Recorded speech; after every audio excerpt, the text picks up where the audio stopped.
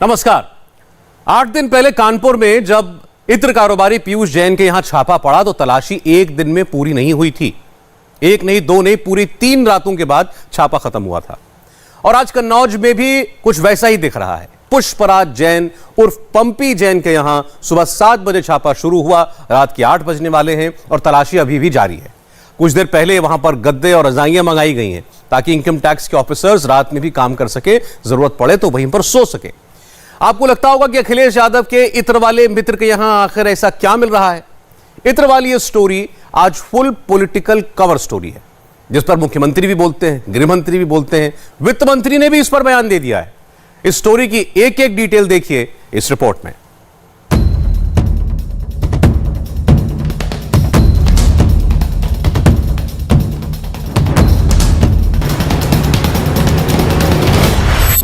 अखिलेश यादव के समाजवादी इत्र वाले पर आखिर छापा पड़ ही गया।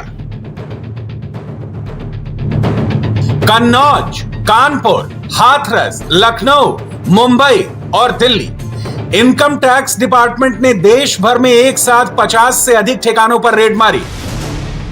इनकम टैक्स ने जो जाल बिछाया उसमें फंसे सबसे बड़े शिकार का नाम है पुष्पराज जैन और पंपी जैन। वही पंपी जैन जिन्होंने अखिलेश यादव के लिए समाजवादी इत्र तैयार किया था, जो समाजवादी पार्टी के एमएलसी हैं और जिनके लिए अखिलेश ने असली पी जैन वाला कमेंट किया था। पंपी जैन के कम से कम 17 ठिकानों पर इनकम टैक्स डिपार्टमेंट ने एक साथ सर्च ऑपरेशन चलाया। यूपी चुनाव से पहले यह राउंड 2 का छापा है। सवाल है, एडवांटेज किसका है? पैसा पहले भी था, लेकिन पहले वो पैसा कैसे सत्ताधारी दल के नेताओं की जेब में और उनकी तिजोरियों को भरने में लगाया जाता था, आज जब जेसीबी से उनकी दीवारों को तोड़ करके पैसा निकाला जा रहा है। आप तो देख रहे होंगे नोटों की ढेर निकल रही है, नोटों की गड्डियां निकल रही हैं और लोग सफाई दे जा रहे हैं। समाजवादी इत्र का नारा देने वाले प्रदेश में किस प्रकार का बदबू, भ्रष्टाचार का बदबू फैलाते थे, यह दृश्य भी उत्तर प्रदेश वासियों ने देखा है। ये भारतीय जनता पार्टी के लोग नफरत की दुर्गंध फैलाने वाले ये सौहार्द की सुगंध को कैसे पसंद करेंगे? कभी सोचिए आप, जो नफरत की दुर्गंध फैलाने वाले भारतीय जनता पार्टी के लोग हैं, जो नफरत की दुर्गंध फैलाते हों, वो सौहार्द की सुगंध कैसे पसंद कर सकते हैं? इसलिए जानबूझ करके समाजवादी पार्टी को तो एक जगह जहां समाजवादी पार्टी को तो करना ही चाहते हैं ये बदनाम, लेकिन दुख इस बात का है कि लखनऊ से लेकर के दिल्ली वाले तक इस कन्नौज, जिसका इतिहास, जिसकी सुगंध, जिसका इत्र, जिसकी पहचान दुनिया में है, उसको बदनाम करने में लगे हुए हैं। भ्रष्टाचार की बदबू और नफरत की दुर्गंध, डायलॉग बाजी टेम्पररी है। इनकम टैक्स डिपार्टमेंट की फाइल में लिखे गए डिटेल्स परमानेंट रहेंगे। अखिलेश यादव ने इत्र वाले पर छापे को कन्नौज की प्रतिष्ठा से जोड़कर सियासी चाल चल दी है। इत्र की नगरी में छापे पर राजनीति का गुणागणित क्या है, हम आगे बताएंगे। उससे पहले छापे के बारे में सबसे अहम बात जान लीजिए। पंपी जैन पर छापा पड़ा, क्या नोटों का बंडल मिला? पुष्पराज जैन के यहां से क्या उतने ही नोट मिले जितने नोट पीयूष जैन के यहां से मिले थे? पंपी जैन का कारोबार बड़ा है, राजनीति में नाम बड़ा है, इत्र की दुनिया में ब्रांड बड़ा है, फिर भी नोटों के बंडल वैसे नहीं मिले जैसे पीयूष जैन के यहां से मिले थे। पंपी जैन के यहां से नोट क्यों नहीं मिले, यह समझना कोई रॉकेट साइंस नहीं है। छापा पड़ेगा, यह तय था। पंपी जैन को भी मालूम था और उनके नेता अखिलेश यादव भी जानते थे कि इनकम टैक्स वाले आएंगे, तैयारी करके आएंगे, पंपी जैन की पूरी फाइल पढ़कर आएंगे। यह भी मालूम था कि सारे ठिकानों पर एक साथ रेड पड़ेगी। पंपी जैन को छापे के बारे में सिर्फ मालूम ही नहीं था, बल्कि वो तो छापे का इंतजार कर रहे थे। अखिलेश यादव ने 2 दिन पहले ही डिजिटल इंडिया में गलती वाला कमेंट करके सरकार को चिढ़ाया था। संयोग से छापा उसी दिन पड़ा जब अखिलेश यादव खुद कन्नौज में मौजूद थे और पंपी जैन के साथ प्रेस कॉन्फ्रेंस करने वाले थे। छापे में पैसा तो नहीं मिला, लेकिन गड़बड़ी के कागज मिल गए, यानी सबूत इकट्ठा हो गया। ये सबूत सामने आएंगे तो समाजवादी पार्टी की मुश्किल बढ़ाएंगे। कन्नौज में जिस वक्त इनकम टैक्स डिपार्टमेंट की टीम पंपी जैन के घर पर छापेमारी कर रही थी, उस वक्त इंडिया टीवी की लखनऊ ब्यूरो चीफ रुचि कुमार पंपी जैन के घर के पास ही मौजूद थी। कन्नौज का ये झपट्टी मोहल्ला है और ये पुष्पराज जैन उर्फ पंपी जैन का घर है, जहां इनकम टैक्स के छापे पड़ रहे हैं। सुबह 7 बजे के करीब इनकम टैक्स डिपार्टमेंट की टीम यहां पर पहुंची है और घर के बाहर पुलिस तैनात है। बाहर से कोई अंदर जाने की किसी को इजाजत नहीं है, ना अंदर से किसी को बाहर आने की इजाजत है। पंपी जैन समाजवादी पार्टी के एमएलसी हैं और अखिलेश यादव के खास बताए जाते हैं। नवंबर में लखनऊ में समाजवादी पार्टी के दफ्तर में समाजवादी इत्र लॉन्च हुआ था, जो पंपी जैन ने ही बनाया था। अब पंपी जैन के कन्नौज के, कानपुर के, मुंबई के, हाथरस के जो घर हैं, फैक्ट्रीज हैं, दुकानें हैं, वहां छापे डाले जा रहे हैं। पंपी जैन का पुराना कारोबार है, इत्र का पुश्तैनी कारोबार है और विदेशों में भी इत्र की सप्लाई होती है। वैसे तो पूरा कन्नौज शहर इत्र के लिए मशहूर है, यहाँ हर घर में इत्र बनता है, लेकिन पंपी जैन का इत्र खास होता है और महंगे इत्र ये बनाते हैं। कई विदेशों में इनकी सप्लाई है, तो काफ़ी ज़्यादा इनकी करीब 1.5 दर्जन के आसपास कंपनीज हैं जो इत्र सप्लाई करने का काम करती हैं। अब इनकम टैक्स विभाग ने यहाँ छापा मारा है। छापे में क्या मिला इसका डिटेल तो बाद में मिलेगा, लेकिन इसको लेकर सियासत शुरू हो गई है। बीजेपी समाजवादी पार्टी पर और हमलावर हो गई। जिस समय कन्नौज में रेड चल रही थी, ठीक उसी समय मुंबई में पंपी जैन की कंपनियों के पेपर चेक किए जा रहे थे। मामला टैक्स चोरी का था, इसलिए नोट से ज्यादा कागज इंपॉर्टेंट है। मुंबई में आईटी डिपार्टमेंट के अफसर पंपी जैन की कंपनियों के कागज चेक करते रहे और जब वो वहां से निकले तो उनके साथ बड़े बड़े पैकेट में कागज भरे थे।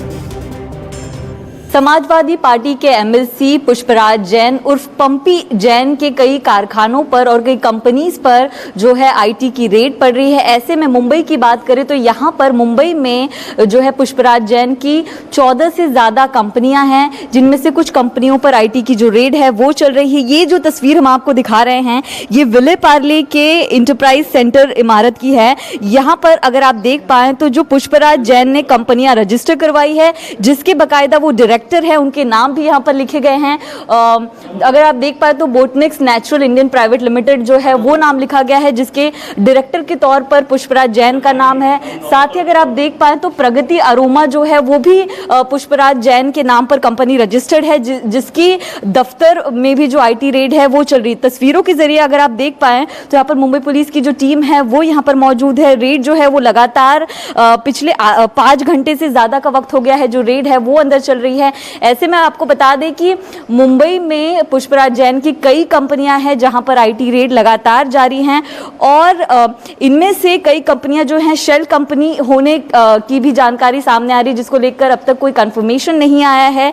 विले पार्ले में 4 कंपनियां, अंधेरी में 8 कंपनियां, मलाड में 3 कंपनी, कांजूरमार्ग में 1 कंपनी, गोरेगांव में 1 कंपनी, ऐसी कई मुंबई के आसपास और मुंबई के बाहरी इलाकों में पुष्पराज जैन की कंपनियां जो है उनके नाम सामने आए, जिसको लेकर लगातार आईटी की जो टीम है यूपी, मध्य प्रदेश, गुजरात और महाराष्ट्र में लगातार रेड कर रही है।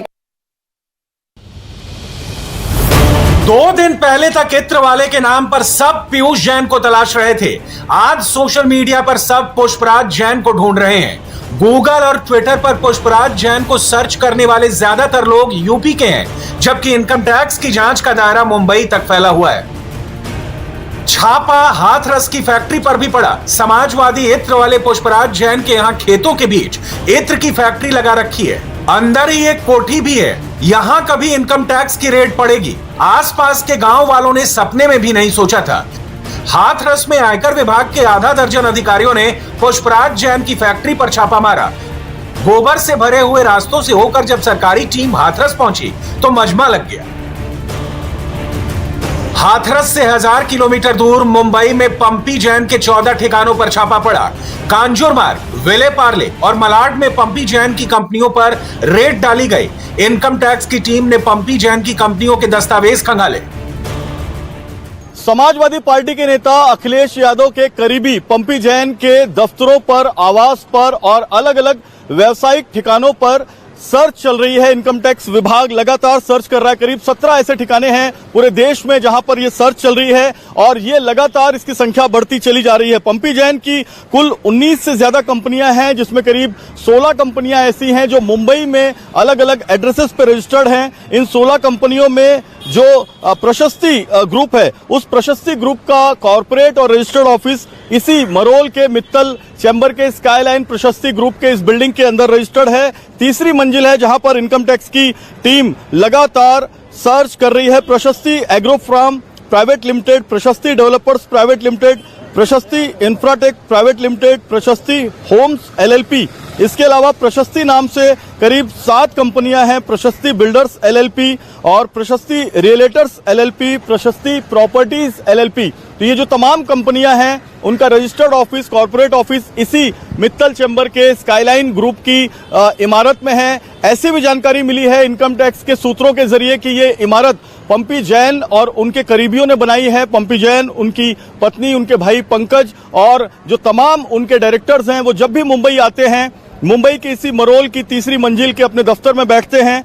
ऐसी भी जानकारी मिली है इनकम टैक्स के सूत्रों के जरिए कि पंपी जैन का रियल एस्टेट का एक बड़ा कारोबार है। मुंबई और आसपास के शहरों में ये कारोबार फैला हुआ है, उत्तर प्रदेश में ये कारोबार है। अब पंपी जैन ने रियल एस्टेट में कितना इन्वेस्टमेंट किया है, कितनी संपत्ति छुपाई है, क्या कोई टैक्स की चोरी की है, इन तमाम बातों की जांच करने में इनकम टैक्स की सेंट्रल एजेंसीज की टीम जुट चुकी है और लगातार सर्च और रेड का यह अभियान जारी है।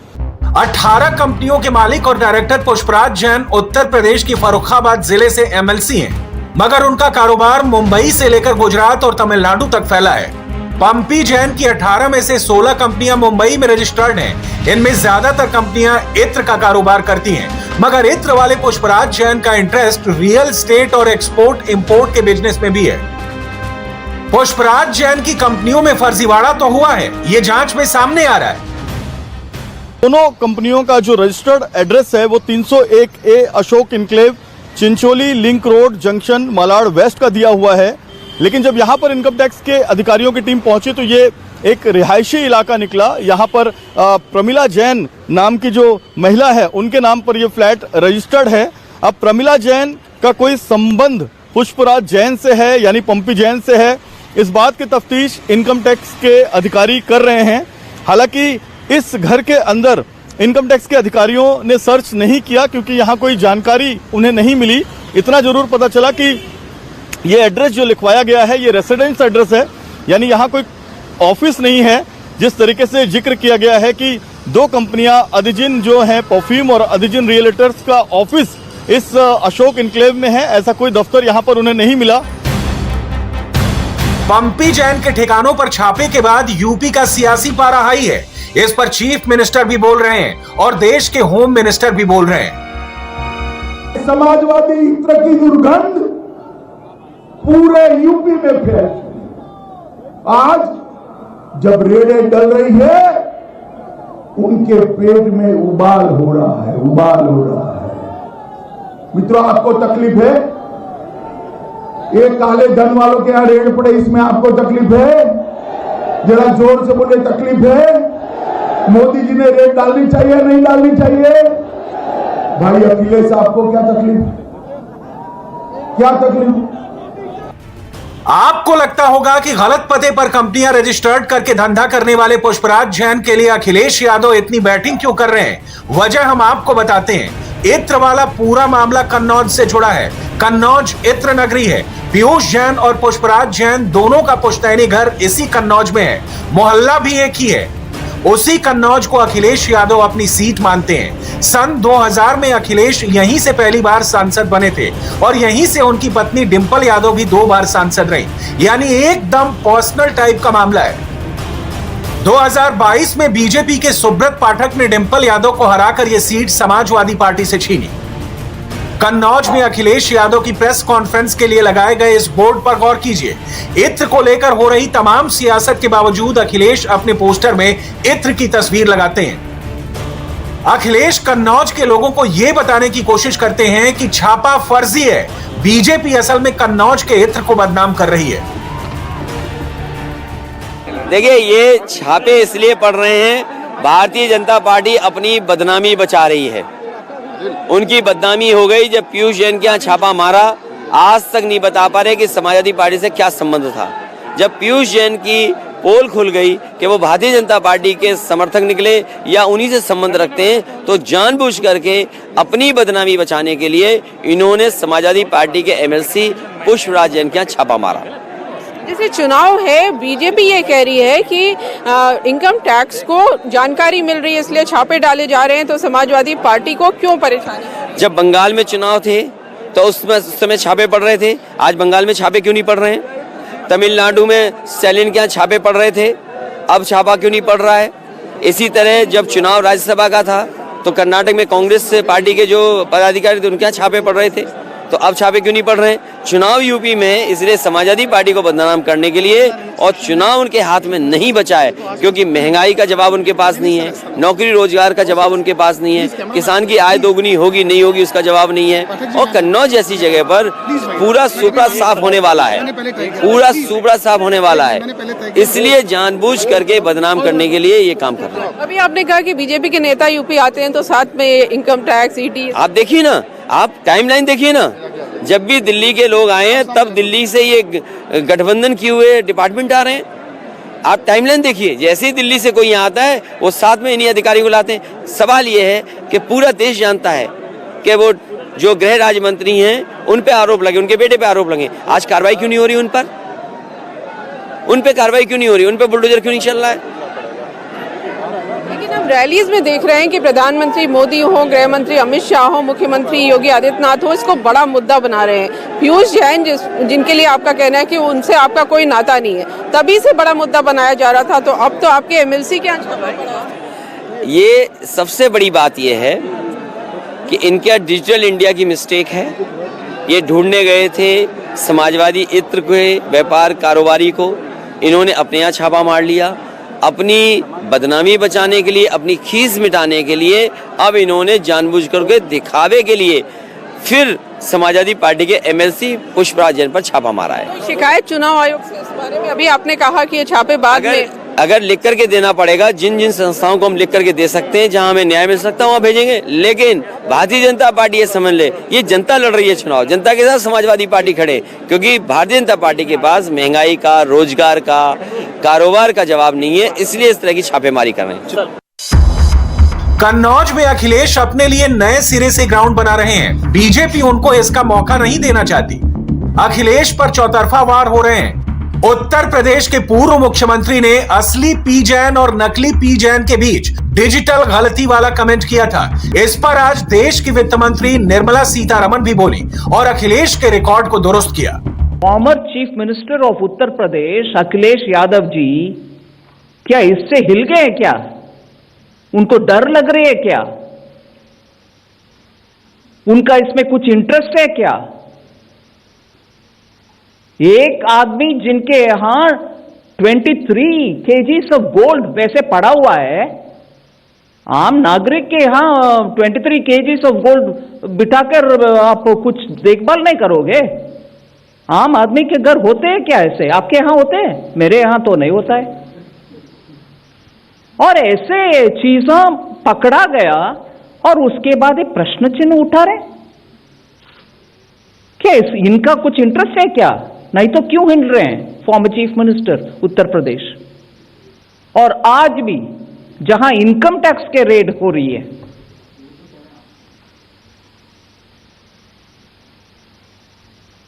इंफॉर्मेशन है, एक्शनेबल इंटेलिजेंस है, इसीलिए गए। और गए पूरे देश में इस सेक्टर में कुछ इंफॉर्मेशन मिलने के बाद गए हैं, मगर इनके पास जो गए हैं अनकनेक्टेड मटेरियल्स भी मिल रही है जी। अनकनेक्टेड मटेरियल, ये बताकर निर्मला सीतारमण ने बहुत बड़ा हिंट दे दिया। पंपी जैन के यहां से इनकम टैक्स डिपार्टमेंट को कुछ ऐसा बड़ा सबूत जरूर मिला है जिससे केस खड़ा होगा और समाजवादी पार्टी की मुश्किल बढ़ेगी। निर्मला सीतारमण ने एक्शनेबल इंटेलिजेंस की भी बात कही है, यानी सरकार के पास पक्की जानकारी थी तभी रेड मारी गई है।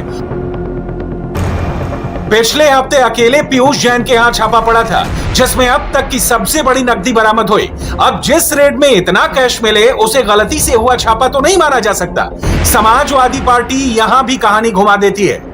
जब चुनाव आ जाता है तो सत्ताधारी दल के सहयोगी संगठनों के रूप में ये संगठन काम करने लगते हैं, वही कर रहे हैं। लेकिन सरकार का कहना है कि ये जो एजेंसियां हैं ये स्वायत्त है, स्वतंत्र है, इनको जो जानकारी मिलती है उसके हिसाब से कार्रवाई करती है। दुनिया जानती है कितनी स्वायत्त है और कितनी स्वतंत्रता से काम करती है। Everybody knows it. सरकार तो ये कहेगी और क्या कह सकती है, उनके पास कोई और उपाय नहीं है कहने का। लगातार उन्होंने एक इशू बना लिया इसको कि ये करप्शन है समाजवादी पार्टी का। ये कोई इशू नहीं जनता के बीच में। जनता जान रही कि लोगों को ये घबरा गए हैं अखिलेश की लोकप्रियता से, इसलिए भागे भागे फिर रहे हैं और ये काम कर रहे हैं। आज जब इनकम टैक्स डिपार्टमेंट ने पम्मी जैन के यहां छापा मारा तो कुछ और इत्र कारोबारियों पर भी रेड डाली। कन्नौज में पम्मी जैन के घर के पीछे ये याकूब मलिक की इत्र फैक्ट्री है। कंपनी का नाम है महक एंटरप्राइजेज। पुलिस ने यहां दबिश दी तो साथ साथ लखनऊ में भी उनके घर पर छापा पड़ा। लखनऊ के पौष हजरतगंज इलाके में मोहसिन मलिक की कोठी है। मोहसिन मलिक याकूब मलिक का भाई है।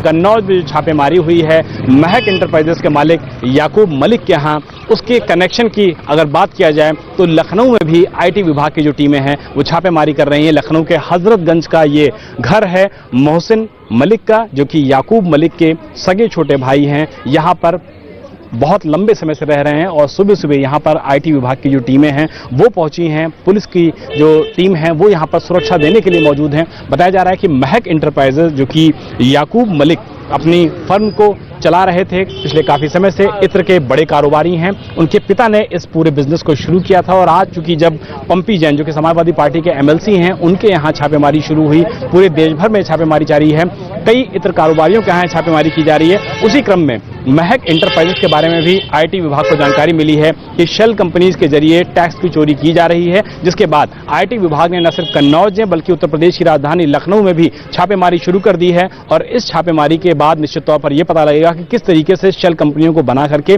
टैक्स चोरी की जा रही थी। पहला इत्र वाला पीयूष जैन, दूसरा इत्र वाला पम्मी जैन और तीसरा इत्र वाला याकूब मलिक। बीजेपी इनका समाजवादी कनेक्शन प्रचारित करती। उससे पहले ही समाजवादी पार्टी ने इत्र करके इत्र वालों को अपने खेमे का बता दिया। अखिलेश यादव ने कन्नौज में इत्र वाला दांव खेलकर पूरे उत्तर प्रदेश में रिस्क ले लिया है। बीजेपी को अखिलेश पर करप्शन वाला चार्ज चिपकाने का चांस मिल गया है। यानी इत्र वाले सेकंड राउंड में फिलहाल तो पलड़ा बीजेपी का भारी दिख रहा है। और यूपी के लिए प्रधानमंत्री का न्यू ईयर प्लान भी आ चुका है। 2 जनवरी को मोदी मेरठ में होंगे। 700 करोड़ रुपए से बनने वाले मेजर ध्यानचंद स्पोर्ट्स यूनिवर्सिटी की नींव रखेंगे। लेकिन इससे पहले मेरठ में बहुत कुछ शुरू हो चुका है। वाहन माफिया की करोड़ों की संपत्ति जब्त हो गई, गोदाम सील कर दिया गया। साल के आखिरी दिन जबरदस्त एक्शन हुआ। नए साल के लिए यूपी चुनाव का सबसे बड़ा पोस्टर छप गया है। सुनिए, मानिए, बीजेपी के पोस्टर में एक तरफ मोदी और योगी हैं तो दूसरी तरफ बीजेपी अखिलेश और माफिया को एक साथ जोड़ती है। आज योगी ने भी काफी अटैकिंग स्पीच दी। रायबरेली से सपा, कांग्रेस, बसपा सबकी पोल खोली। जिस गाड़ी में सपा का झंडा, समझो बैठा है कोई पेशेवर गुंडा। भ्रष्टाचार इनके जीन्स का हिस्सा बन गया है। क्या उनमें दुस्साहस है कि वे दंगा कर पाएंगे? चाचा और भतीजे का गैंग वसूली पे निकल पड़ता था। राम भक्तों पर गोली चलाने वाले क्या भगवान राम का मंदिर बनाते? कोई भी शब्द व्यक्ति एक बात जरूर बोलता। यूपी की चुनावी पिच पर योगी जबरदस्त अटैकिंग इनिंग खेल रहे हैं। बुआ, बबुआ, कांग्रेस सारे विरोधियों के सियासी बाउंसर्स को स्टेप आउट करके छक्के मार रहे हैं। समझो बैठा है कोई पेशेवर गुंडा। योगी इत्र वालों के पॉलिटिकल मित्रों की भी खबर ले रहे हैं। करप्शन और गुंडाराज का लाल टोपी कनेक्शन भी जोड़ रहे हैं। राम मंदिर और कृष्ण मंदिर का जिक्र करके राम भक्तों पर गोली चलाने वालों और राम के नाम पर संदेह करने वालों की भी पोल खोल रहे हैं। यूपी के बाबा ने चुनावी प्रचार में पैटर्न सेट कर लिया है। काम की बात भी होगी और जिन्होंने यूपी का काम बिगाड़ा उनकी भी क्लास लगेगी। योगी आज 3 अलग अलग लोकेशंस पर थे, मगर सबसे ज्यादा अग्रेसिव रायबरेली में दिखे। पहला निशाना कांग्रेस, दूसरा निशाना अखिलेश और अंत में मायावती। योगी एक तीर से तीनों पर निशाना लगाते दिखे। शुरुआत कांग्रेस से की, लेकिन सबसे तीखा हमला समाजवादी पार्टी पर किया। शुरुआत कुछ इस अंदाज में की। समस्या तो देश के प्रदेश के लिए सपा और बसपा बनी हुई है। आप देखते होंगे समाजवादी पार्टी के बारे में कोई भी सभ्य व्यक्ति एक बात जरूर बोलता है, और किसी भी सभ्य व्यक्ति से आप पूछिए समाजवादी पार्टी का मतलब क्या, तो लोग बोलते हैं कि जिस गाड़ी में सपा का झंडा, समझो बैठा है कोई पेशेवर गुंडा। यानी कोई भी व्यक्ति नहीं बोलता है। सपा के झंडे लगे हुए गाड़ी का मतलब अराजकता का ही प्रतीक होता है। योगी ने जिस गुंडाराज का जिक्र किया उसे कुछ दिनों पहले हुई कानपुर की घटना से जोड़ा। ग्राउंड जीरो से ट्विटर तक सिर्फ 40 सेकंड में यूपी के गली गली, मोहल्ले मोहल्ले तक मैसेज डिलीवर कर दिया। अभी आपने देखा होगा कानपुर में प्रधानमंत्री जी आए थे और कानपुर की जनता को मेट्रो की सौगात देने के लिए प्रधानमंत्री जी आए थे। समाजवादी पार्टी के लोगों ने वहां दंगा भड़काने का कार्य किया, लेकिन भारतीय जनता पार्टी के कार्यकर्ताओं और कानपुर की जनता का मैं अभिनंदन करूंगा, जिन्होंने इनके भड़काने का किसी भी साजिश के उसमें ना करके पुलिस ने तत्काल कार्रवाई की। आप अखिलेश की टाइमलाइन पर चले जाइए, कुछ मिले ना मिले बुलडोजर का जिक्र जरूर मिल जाएगा। सेम टेक्स्ट कांग्रेस की टाइमलाइन पर भी चिपका हुआ है।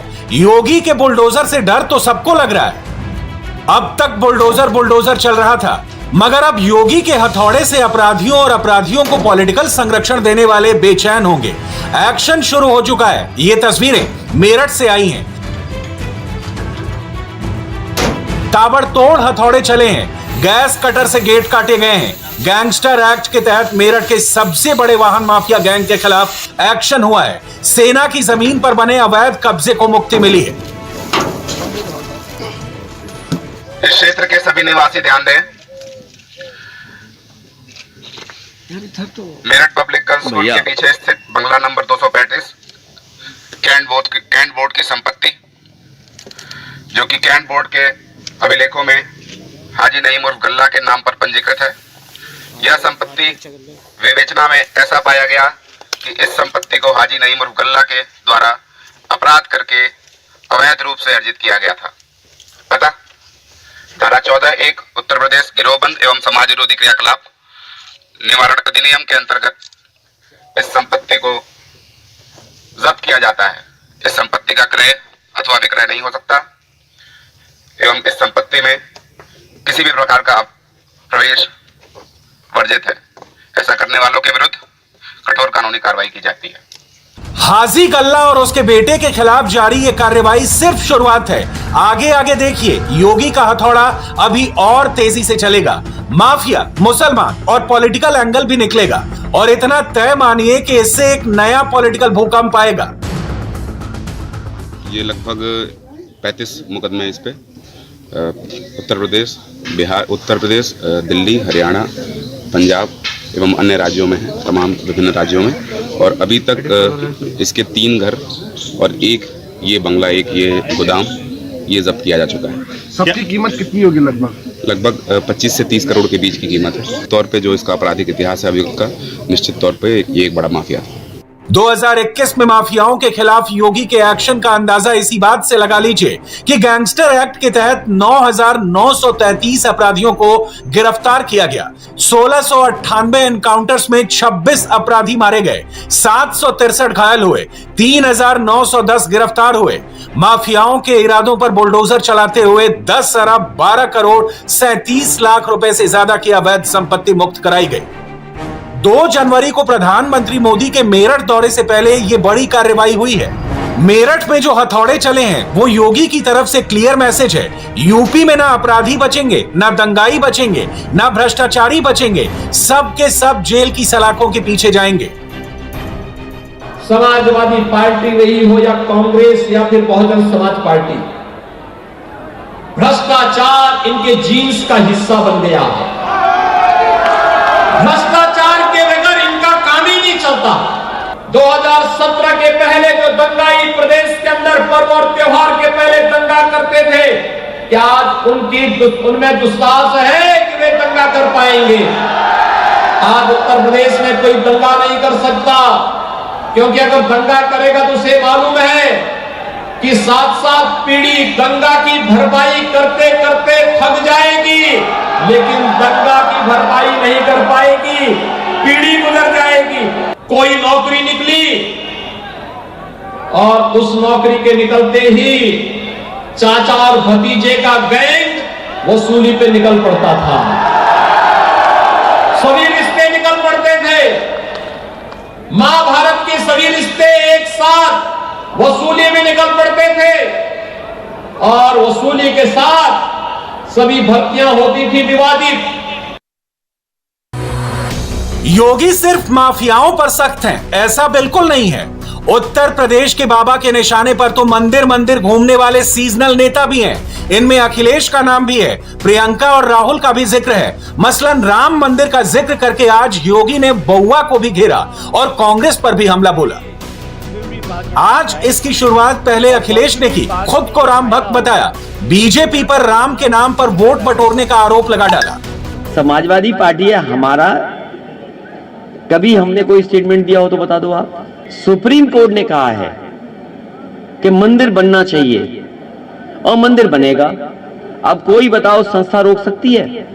कोई सरकार रोक सकती है? कोई सरकार आ जाए वो मंदिर बनने को नहीं रोक सकती। हाँ, लेकिन गलत लोग बैठे होंगे तो मंदिर की जमीनों में घपला जरूर कर देंगे। सवाल आपको ये पूछना चाहिए था। देखिए, समाजवादी लोग कम समय में अच्छा काम करते हैं। ये एक्सप्रेसवे बनाया, नेताजी ने कहा 3 साल में नहीं 22 महीने में बना करके दिखाओ। हम लोगों ने बना करके दिखा दिया। जिसने ये हाईवे बनाया वही मंदिर बना रहा है।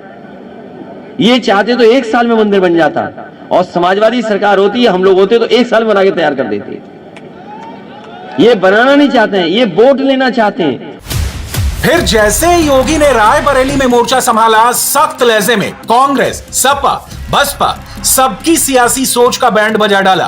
खुल्लम खुल्ला पब्लिक के बीच किसने क्या किया, क्या कहा, सबका कच्चा चिट्ठा खोल डाला। मैं आपसे पूछना चाहता हूं, अयोध्या में भगवान श्री राम का भव्य मंदिर निर्माण का कार्यक्रम क्या ये कांग्रेस कर पाती? क्या कांग्रेस करती?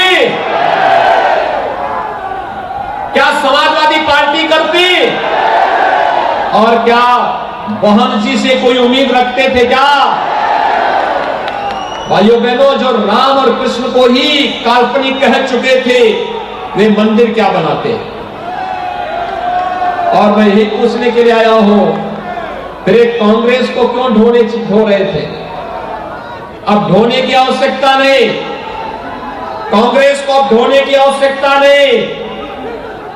जनता अपने आप उसको उसकी दुर्गति तक पहुंचा चुकी है। राम भक्तों पर गोली चलाने वाले क्या भगवान राम का मंदिर बनाते? 22 में सिर्फ अखिलेश मैदान में नहीं है, प्रियंका भी जबरदस्त माहौल बना रही हैं। पिछले कई सालों से रायबरेली कांग्रेस का गढ़ रहा है। प्रियंका इन दिनों लड़की हूं, लड़ सकती हूं की मदद से यूपी में कांग्रेस की खोई हुई सियासी जमीन मजबूत कर रही है। मगर योगी तो योगी हैं। आज उन्होंने बिना फुल स्टॉप, बिना कॉमा के शुरू से लेकर अंत तक कांग्रेस की सारी कहानी सुना डाली, पूरी तरह एक्सपोज कर डाला। ऐसी कौन सी परिस्थिति आई कि हम लोग कांग्रेस जैसे मरे हुए सांप को गले में डाल करके और उसको ढोने के लिए मजबूर हुए थे? कोई आवश्यकता नहीं थी। ये जानते हुए कि कांग्रेस देश की समस्या है, कांग्रेस ने सदैव देश के हितों के साथ कुठाराघात किया है। देश के अंदर आतंकवाद की जड़, देश के अंदर अराजकता की जड़, देश